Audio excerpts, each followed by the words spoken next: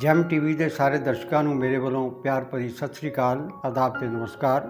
ਅੱਜ ਦਾ ਐਪੀਸੋਡ ਚੌਥੀ ਪਾਤਸ਼ਾਹੀ ਸ੍ਰੀ ਗੁਰੂ ਰਾਮਦਾਸ ਜੀ ਬਾਰੇ ਹੈ, ਜਿਨ੍ਹਾਂ ਦਾ ਅੱਜ ਪਵਿੱਤਰ ਪਾਵਨ ਸ਼ੁਭ ਪ੍ਰਕਾਸ਼ ਦਿਹਾੜਾ ਹੈ।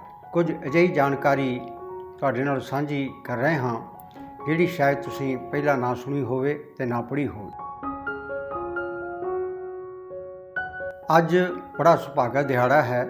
ਚੌਥੀ ਪਾਤਸ਼ਾਹੀ ਸ੍ਰੀ ਗੁਰੂ ਰਾਮਦਾਸ ਜਿਨ੍ਹਾਂ ਦਾ ਅੱਜ ਪਵਿੱਤਰ ਪਾਵਨ ਸ਼ੁਭ ਪ੍ਰਕਾਸ਼ ਦਿਹਾੜਾ ਹੈ। ਸਭ ਤੋਂ ਪਹਿਲਾਂ ਮੈਂ ਗੁਰੂ ਕੀਆਂ ਸੰਗਤਾਂ ਨੂੰ ਲੱਖ ਲੱਖ ਵਧਾਈ ਦਿੰਦਾ ਹਾਂ। ਗੁਰੂ ਰਾਮਦਾਸ ਜੀ ਨੂੰ ਆਮ ਤੌਰ 'ਤੇ ਸੋਢੀ ਸੁਲਤਾਨ ਕਰਕੇ ਵੀ ਜਾਣਿਆ ਜਾਂਦਾ ਹੈ। ਸਤਿਕਾਰ ਵਜੋਂ ਗੁਰੂ ਸਾਹਿਬ ਦਾ ਪ੍ਰਕਾਸ਼ ਲਾਹੌਰ ਦੀ ਚੂਨਾ ਮੰਡੀ ਵਿੱਚ ਰਹਿੰਦੇ ਸ਼੍ਰੀ ਹਰਿਦਾਸ ਦੇ ਘਰ ਮਾਤਾ ਦਇਆਵੰਤੀ ਜੀ ਦੀ ਕੁੱਖੋਂ 29 ਸਤੰਬਰ 1534 ਨੂੰ ਹੋਇਆ।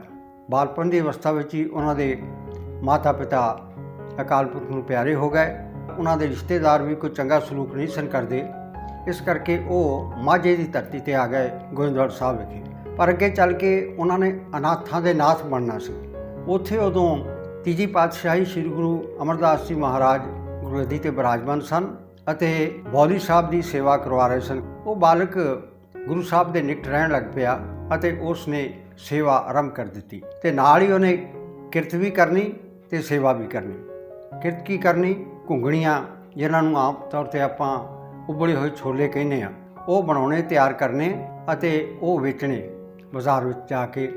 ਕਿਰਤ ਕਮਾਈ ਕਰਨੀ, ਉਹਦੇ ਨਾਲ ਆਪਣਾ ਗੁਜ਼ਾਰਾ ਕਰਨਾ ਅਤੇ ਨਾਲ ਸੇਵਾ ਕਰਨੀ।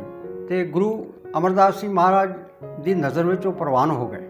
ਉਹਨਾਂ ਦੀ ਸੇਵਾ ਭਾਵਨਾ ਨੂੰ ਦੇਖ ਕੇ ਸਤਿਗੁਰੂ ਇੰਨੇ ਪ੍ਰਸੰਨ ਹੋਏ ਕਿ ਉਹਨਾਂ ਨੇ ਪਹਿਲਾਂ ਤਾਂ ਉਹਨਾਂ ਦਾ ਨਾਂ ਜੇਠੇ ਤੋਂ ਰਾਮਦਾਸ ਰੱਖਿਆ ਅਤੇ ਫਿਰ ਇੱਕ ਦਿਨ ਉਹਨਾਂ ਨੇ ਮਿਹਰ ਦੀ ਨਜ਼ਰ ਐਸੀ ਕੀਤੀ ਕਿ ਉਸ ਅਨਾਥ ਬਾਲਕ ਜਿਹਨੂੰ ਲੋਕ ਅਨਾਥ ਕਹਿੰਦੇ ਸੀ, ਉਹਨਾਂ ਦਾ ਵਿਆਹ, ਉਹਨਾਂ ਦੀ ਸ਼ਾਦੀ ਆਪਣੀ ਸੁਪੁੱਤਰੀ ਬੀਬੀ ਭਾਨੀ ਨਾਲ ਕਰ ਦਿੱਤੀ। ਇਸ ਤਰ੍ਹਾਂ ਉਹ ਗੁਰੂ ਘਰ ਦੇ ਇੱਕ ਮੈਂਬਰ ਬਣ ਗਏ, ਪਰਿਵਾਰਕ ਮੈਂਬਰ ਬਣ ਗਏ। ਆਪ ਜੀ ਉਹਨਾਂ ਦੀ ਸੇਵਾ ਭਾਵਨਾ ਤੋਂ ਇੰਨੇ ਪ੍ਰਸੰਨ ਹੋਏ, ਇੰਨੇ ਨਿਹਾਲ ਹੋਏ ਕਿ ਮਿਹਰ ਕਰਕੇ ਆਪਣੇ ਸੁਪੁੱਤਰਾਂ ਨੂੰ ਲਾਂਭੇ ਛੱਡ ਕੇ ਉਹਨਾਂ ਨੇ ਰਾਮਦਾਸ ਨੂੰ ਗੁਰਾਈ ਗੱਦੀ ਬਖਸ਼ ਦਿੱਤੀ। ਇਸ ਤਰ੍ਹਾਂ ਧੰਨ ਧੰਨ ਰਾਮਦਾਸ ਗੁਰ ਜਿਨ ਸਿਰਿਆ ਤਿਨੇ ਸਵਾਰਿਆ, ਪੂਰੀ ਹੋਈ ਕਰਾਮਾਤ ਆਪ ਸਿਰਜਣਹਾਰੇ ਤਾਰਿਆ। ਆਪ ਜੀ ਗੱਦੀ 'ਤੇ ਬਿਰਾਜਮਾਨ ਹੋ ਗਏ। ਗੁਰੂ ਅਮਰਦਾਸ ਜੀ ਦੇ ਜੋਤੀ ਜੋਤ ਸਮਾਉਣ ਤੋਂ ਬਾਅਦ ਗੁਰੂ ਰਾਮਦਾਸ ਜੀ ਆਪਣੇ ਪੈਰੋਕਾਰਾਂ ਸਮੇਤ ਅੰਮ੍ਰਿਤਸਰ ਵੱਲ ਚਲੇ ਗਏ। ਉਦੋਂ ਅੰਮ੍ਰਿਤਸਰ ਕੋਈ ਸ਼ਹਿਰ ਨਹੀਂ ਸੀ, ਇੱਥੇ ਇੱਕ ਛੋਟੀ ਜਿਹੀ ਛਪੜੀ ਹੁੰਦੀ ਸੀ। ਗੁਰੂ ਸਾਹਿਬ ਨੇ ਰਮਣੀਕ ਸਥਾਨ ਜਾਣ ਕੇ ਅਤੇ ਇਸ ਦੀ ਇਤਿਹਾਸਕ ਮਹੱਤਤਾ ਨੂੰ ਦੇਖਦੇ ਹੋਏ ਇੱਥੇ ਇੱਕ ਸਰੋਵਰ ਦਾ ਨਿਰਮਾਣ ਸ਼ੁਰੂ ਕਰਾਇਆ। ਇੱਕ ਨਗਰੀ ਵੀ ਵਸਾਈ, ਨਾਲ ਸ਼ਹਿਰ ਵਸਾਇਆ। ਔਰ ਵੱਡੀ ਗੱਲ ਕਿ ਗੁਰੂ ਰਾਮਦਾਸ ਜੀ ਦੀ ਦ੍ਰਿਸ਼ਟੀ ਐਡੀ ਵਿਸ਼ਾਲ ਸੀ ਹਰ ਪੱਖੋਂ। ਉਹਨਾਂ ਨੇ 22-24 ਵਰਗਾਂ ਦੇ ਜਿਹੜੇ ਕਾਰੀਗਰ ਸਨ, ਵੱਖ ਕਿੱਤਿਆਂ ਵਾਲੇ, ਕੋਈ ਲੋਹੇ ਦਾ ਕੰਮ ਕਰਨ ਵਾਲੇ, ਲੱਕੜ ਦਾ ਕੰਮ ਕਰਨ ਵਾਲੇ, ਸੋਨੇ ਦਾ ਕੰਮ ਕਰਨ ਵਾਲੇ ਅਤੇ ਹੋਰ ਜਿਹੜੇ ਵਪਾਰੀ ਸਨ, ਦੁਕਾਨਦਾਰ ਸਨ, ਉਹਨਾਂ ਨੂੰ ਲਿਆ ਕੇ ਵਿੱਚ ਵਸਾਇਆ। ਇਸ ਤਰ੍ਹਾਂ ਇੱਕ ਨਗਰੀ ਵਸ ਗਈ ਜਿਹਦਾ ਨਾਮ ਪਹਿਲਾਂ ਰੱਖਿਆ ਚੱਕ ਰਾਮਦਾਸ। ਉਸ ਤੋਂ ਬਾਅਦ ਹੌਲੀ ਹੌਲੀ ਸਰੋਵਰ ਕਰਕੇ ਉਹਦਾ ਨਾਂ ਪੈ ਗਿਆ ਸ਼ਹਿਰ ਦਾ ਅੰਮ੍ਰਿਤਸਰ। ਅੰਮ੍ਰਿਤਸਰ ਸਿਫਤੀ ਦਾ ਘਰ। ਉੱਥੇ ਹੀ ਗੁਰੂ ਅਰਜਨ ਦੇਵ ਜੀ ਮਹਾਰਾਜ ਨੇ, ਉਹਨਾਂ ਦੇ ਸੁਪੁੱਤਰ ਨੇ, ਸ਼੍ਰੀ ਹਰਿਮੰਦਰ ਸਾਹਿਬ ਦੀ ਰਚਨਾ ਕੀਤੀ, ਜਿੱਥੇ ਅੱਜ ਕੁੱਲ ਦੁਨੀਆ ਨਤਮਸਤਕ ਹੁੰਦੀ ਹੈ। ਗੁਰੂ ਰਾਮਦਾਸ ਜੀ ਮਹਾਰਾਜ ਦੀ ਵਡਿਆਈ ਵਿੱਚ ਹੀ ਇਹ ਉਚਾਰਿਆ ਜਾਂਦਾ ਹੈ, ਸ਼ਬਦ ਆਮ ਤੌਰ 'ਤੇ ਪੜ੍ਹਿਆ ਜਾਂਦਾ ਹੈ ਕਿ ਪੂਰਨ ਤਾਲ ਖਟਾਇਆ ਅੰਮ੍ਰਿਤਸਰ ਜੋਤ ਗਾਵੇ, ਬੈਠਾ ਸੋਢੀ ਪਾਤਸ਼ਾਹ ਰਾਮਦਾਸ ਸਤਿਗੁਰੂ ਕਹਾਵੇ। ਜਾਂ ਅੰਮ੍ਰਿਤਸਰ ਸਤਿਗੁਰ ਸਤਵਾਦੀ ਚਿਤ ਨਾਤੇ ਕਊਆ ਹੰਸ ਹੋਏ। ਯਾਨੀ ਐਸਾ ਅੰਮ੍ਰਿਤ ਸਰੋਵਰ ਬਣਾ ਦਿੱਤਾ, ਐਸਾ ਕਥਾ ਕੀਰਤਨ ਦਾ ਪ੍ਰਵਾਹ ਉੱਥੇ ਚੱਲਣ ਲੱਗ ਪਿਆ, ਐਸਾ ਉਹ ਰੂਹਾਨੀਅਤ ਦਾ ਮਰਕਜ਼ ਅਤੇ ਕੇਂਦਰ ਬਣ ਗਿਆ ਕਿ ਜਿਹੜਾ ਵੀ ਉੱਥੇ ਆਉਂਦਾ ਹੈ ਸ਼ਰਧਾ ਭਾਵਨਾ ਨਾਲ ਜਾਂ ਆਵੇਗਾ, ਉਸ ਦਾ ਆਇਆ ਸਫਲ ਹੋਵੇਗਾ, ਉਸ ਦੇ ਸਾਰੇ ਦੁੱਖ ਕੱਟੇ ਜਾਣਗੇ। ਉੱਥੇ ਕਾਂ ਬਿਰਤੀ ਦੇ ਲੋਕ ਵੀ ਅਗਰ ਸ਼ਰਧਾ ਭਾਵਨਾ ਨਾਲ ਆਉਣਗੇ ਅਤੇ ਉਹ ਹੰਸ ਬਿਰਤੀ ਵਾਲੇ ਹੋ ਕੇ ਜਾਣਗੇ। ਇਹ ਇਸ ਦਾ ਭਾਵ ਹੈ। ਇਸ ਦੇ ਨਾਲ ਨਾਲ ਗੁਰੂ ਸਾਹਿਬ ਨੇ ਜਿਹੜੀ ਬਾਣੀ ਉਚਾਰੀ ਆਪਣੀ, ਉਹ 30 ਰਾਗਾਂ ਵਿੱਚ ਹੈ। ਰਾਗ ਦੇ ਏਡੇ ਧਨੀ ਸਨ ਕਿ ਉਹਦੇ ਵਿੱਚੋਂ 11 ਰਾਗ ਗੁਰੂ ਸਾਹਿਬ ਨੇ ਖੁਦ ਇਜਾਦ ਕੀਤੇ। ਇਹ ਭਾਰਤੀ ਸ਼ਾਸਤਰੀ ਸੰਗੀਤ ਨੂੰ ਉਹਨਾਂ ਦੀ ਬਹੁਤ ਵੱਡੀ ਦੇਣ ਹੈ। ਗੁਰੂ ਰਾਮਦਾਸ ਜੀ ਮਹਾਰਾਜ ਦੇ ਉਚਾਰੇ ਹੋਏ 677 ਸ਼ਬਦ ਸ੍ਰੀ ਗੁਰੂ ਗ੍ਰੰਥ ਸਾਹਿਬ ਵਿੱਚ ਅੰਕਿਤ ਹਨ। ਪ੍ਰੇਮਾ ਭਗਤੀ ਝਲਕਦੀ ਹੈ, ਉਹਨਾਂ ਵਿੱਚੋਂ ਵੈਰਾਗ ਝਲਕਦਾ ਹੈ, ਉਹਨਾਂ ਦੀ ਬਾਣੀ ਵਿੱਚੋਂ ਮਨੁੱਖਤਾ ਲਈ ਪ੍ਰੇਮ ਝਲਕਦਾ ਹੈ, ਉਹਨਾਂ ਦੀ ਬਾਣੀ ਵਿੱਚੋਂ ਸਮਾਜਿਕ ਸੰਦੇਸ਼, ਜਾਤ ਪਾਤ ਦੇ ਖਿਲਾਫ, ਊਚ ਨੀਚ ਦੇ ਵਿਤਕਰੇ ਦੇ ਖਿਲਾਫ ਔਰ ਹੋਰ ਜ਼ੁਲਮ ਤਸ਼ੱਦਦ ਦੇ ਖਿਲਾਫ ਸੰਦੇਸ਼ ਸਾਰੀ ਦੁਨੀਆ ਵਾਸਤੇ ਸਾਂਝਾ ਹੈ। ਉਹਨਾਂ ਦੀ ਬਾਣੀ ਦੀ ਮੈਂ ਜਿਹੜੀ ਗੱਲ ਕੀਤੀ ਹੈ ਉਹਦੇ ਵਿੱਚੋਂ ਇੱਕ ਬਾਣੀ ਅਜਿਹੀ ਹੈ ਲਾਵਾਂ। ਇਹਦੇ ਨਾਲ ਉਹਨਾਂ ਨੇ ਇੱਕ ਬਹੁਤ ਵੱਡੀ ਦੇਣ ਦਿੱਤੀ ਸਮੁੱਚੀ ਸਿੱਖ ਕੌਮ ਨੂੰ, ਸਿੱਖ ਧਰਮ ਨੂੰ, ਕਿ ਆਨੰਦ ਵਿਆਹ ਉੱਥੋਂ ਆਰੰਭ ਹੁੰਦੇ ਨੇ। 4 ਲਾਵਾਂ ਜਿਹੜੀਆਂ ਨੇ ਉਹਨਾਂ ਨੇ ਉਚਾਰਨ ਕੀਤੀਆਂ ਰਾਗ ਸੂਹੀ ਵਿੱਚ।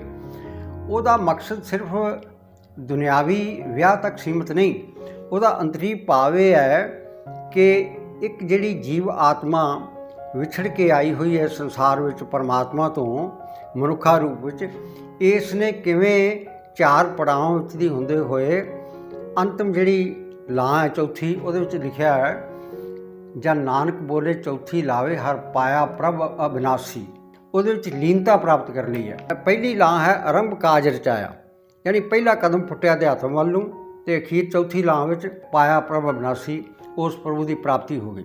ਇਹ ਦੋਵੇਂ ਤਰ੍ਹਾਂ ਇਹਦਾ ਮੈਸੇਜ ਹੈ। ਦੁਨਿਆਵੀ ਤੌਰ 'ਤੇ ਵੀ ਜਿਨ੍ਹਾਂ ਦਾ ਵਿਆਹ ਹੁੰਦਾ ਹੈ ਉਹਨਾਂ ਨੇ ਏਕ ਜੋਤ ਦੋ ਮੂਰਤੀ ਬਣ ਕੇ ਰਹਿਣਾ ਹੈ, ਇੱਕ ਦੂਜੇ ਦਾ ਸਤਿਕਾਰ ਕਰਨਾ ਹੈ, ਅਤੇ ਇਸੇ ਤਰ੍ਹਾਂ ਜੀਵ ਆਤਮਾ ਨੇ ਪਰਮਾਤਮਾ ਵਿੱਚ ਲੀਨ ਹੋਣਾ ਹੈ। ਉਹਨਾਂ ਨੇ ਅਤ ਦਰਜੇ ਦੀ ਨਿਮਰਤਾ ਆਪਣੇ ਸਿੱਖਾਂ ਸੇਵਕਾਂ ਨੂੰ ਇੱਕ ਗੁਣ ਦੇ ਰੂਪ ਵਿੱਚ ਬਖਸ਼ਿਸ਼ ਕੀਤੀ ਹੈ। ਉਹਦੀਆਂ 2 ਮਿਸਾਲਾਂ ਮੈਂ ਦਿੰਦਾ ਹੈ। ਗੁਰੂ ਨਾਨਕ ਦੇਵ ਜੀ ਮਹਾਰਾਜ ਦੇ 2 ਸਪੁੱਤਰ ਸਨ, ਜਿਵੇਂ ਤੁਸੀਂ ਜਾਣਦੇ ਹੋ, ਲਖਮੀ ਦਾਸ ਅਤੇ ਬਾਬਾ ਸ੍ਰੀ ਚੰਦ ਜੀ।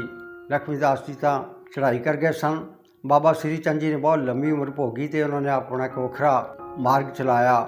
ਉਹ ਇੱਕ ਵਾਰੀ ਰਮਦੇ ਰਮਦੇ ਇਸ ਤਰ੍ਹਾਂ ਚਲਦੇ ਚਲਦੇ ਅੰਮ੍ਰਿਤਸਰ ਸਾਹਿਬ ਆਏ ਗੁਰੂ ਰਾਮਦਾਸ ਜੀ ਦੇ ਦਰਸ਼ਨ ਕਰਨ ਲਈ। ਅੰਦਰ ਮਨ ਵਿੱਚ ਇਹ ਤਾਂ ਕਿਤੇ ਸੀ ਕਿ ਗੱਦੀ ਦਾ ਮਾਲਕ ਤਾਂ ਅਸੀਂ ਬਣਨਾ ਸੀ, ਜਾਂ ਲਖਮੀ ਚੰਦ ਜੀ ਤਾਂ ਚਲੇ ਗਏ, ਮੈਨੂੰ ਗੱਦੀ ਮਿਲਣੀ ਚਾਹੀਦੀ ਸੀ। ਉਹਨਾਂ ਨੇ ਤਲਜ਼ ਨਾਲ, ਵਿਅੰਗ ਨਾਲ ਪੁੱਛਿਆ। ਇਹ ਗੁਰੂ ਸਾਹਿਬ ਦਾ ਦਾੜਾ ਬੜਾ ਲੰਮਾ ਸੀ, ਦਰਸ਼ਨੀ ਦਾੜਾ ਸੀ। ਉਹਨਾਂ ਨੇ ਤੰਜ਼ ਨਾਲ, ਵਿਅੰਗ ਨਾਲ ਪੁੱਛਿਆ ਕਿ ਰਾਮਦਾਸ ਜੀ ਏਡਾ ਲੰਮਾ ਦਾੜਾ ਕਾਹਦੇ ਲਈ ਵਧਾਇਆ ਹੈ? ਅਤੇ ਗੁਰੂ ਸਾਹਿਬ ਅੱਗੋਂ ਮੁਸਕਰਾ ਪਏ, ਕਹਿਣ ਲੱਗੇ ਆਪ ਵਰਗੇ ਮਹਾਂਪੁਰਖਾਂ ਦੇ ਚਰਨ ਝਾੜਨ ਵਾਸਤੇ ਇਹ ਦਾੜਾ ਸਤਿਗੁਰੂ ਨੇ, ਅਕਾਲ ਪੁਰਖ ਨੇ ਮੈਨੂੰ ਬਖਸ਼ਿਆ।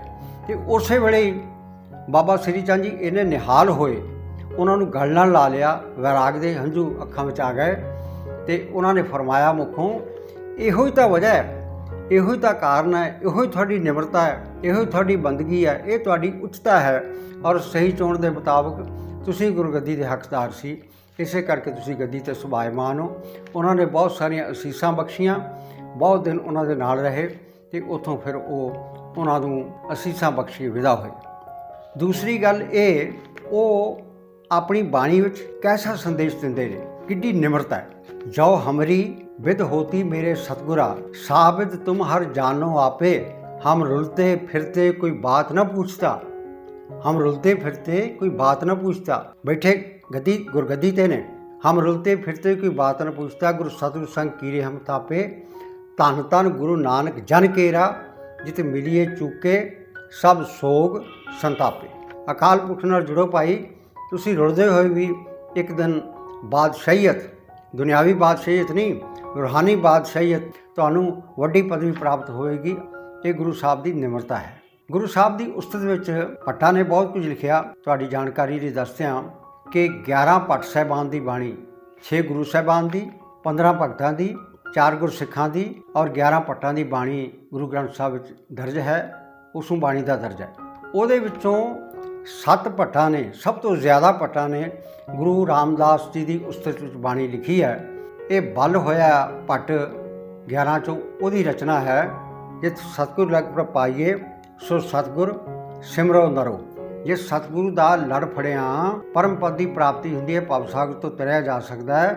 ਉਸ ਸਤਿਗੁਰੂ ਦੀ ਉਪਮਾ ਕਰੋ ਅਤੇ ਉਸ ਵਿੱਚ ਲੀਨ ਹੋ, ਉਸ ਦੇ ਗੁਣ ਗਾਓ। ਗੁਰੂ ਰਾਮਦਾਸ ਜੀ ਮਹਾਰਾਜ ਨੇ ਬਹੁਤ ਸਾਰੇ ਪ੍ਰਦੇਸ਼ਾਂ ਦੀ ਯਾਤਰਾ ਕੀਤੀ, ਪੰਜਾਬ ਤੋਂ ਬਾਹਰ ਵੀ ਸਾਂਝੀਵਾਲਤਾ ਦਾ ਉਪਦੇਸ਼ ਦਿੱਤਾ, ਕਿਰਤ ਕਰਨ ਦਾ ਸੰਦੇਸ਼ ਦਿੱਤਾ। ਉਹੀ ਉਪਦੇਸ਼ ਜਿਹੜਾ ਕਰਾਇਆ ਜੋ ਗੁਰੂ ਨਾਨਕ ਦੇਵ ਜੀ ਮਹਾਰਾਜ ਮਨੁੱਖਤਾ ਲਈ ਦੇ ਕੇ ਗਏ ਸਨ।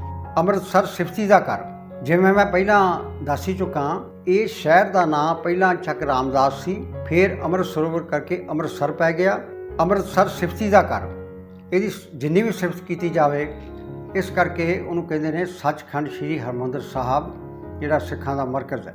श्री गुरु रामदास जी महाराज जिवें मैं पहला तुहाडे नाल जिक्र किया, गोंदवाल साहब विखे गद्दी ते विराजमान होए सन सी 1574। 7 साल के समय तक गुरु रामदास जी गुरगद्दी ते विराजमान रहे और कुल 41 साल की उम्र भोग के श्री गुरु रामदास सोढ़ी सुल्तान मात लोक तो परलोक गमन कर गए, अकाल पुरख की जोत विच लीन हो गए ते हमेशा वास्ते एक संदेश छड़ गए, हम अवगुण भरे एक गुण नाही, अमृत छाड़ बिखे बिखाही, माया मोह परम पै भूले, सुधार सुपीत लगाई, एक उत्तम पंथ संयोग संगत ते मरंत चमतास मिटाई, एक अरदास पाठ कीरत की, गुरु रामदास राखो सनाई। आओ आप सारे ऐसे महान सतगुरु नूं नतमस्तक होइए ते उन्हां दे पाए पूर्णियां ते चलण दा उपदेशां ते दृढ़ रहण दा संकल्प करिए। एक बारी फिर जैम टीवी की समूची टीम वालों समूह संगतां नूं सोढ़ी सुल्तान के प्रकाश पुरब दीआं वधाइयां दिंदा होया बहुत बहुत धन्नवाद, शुक्रिया।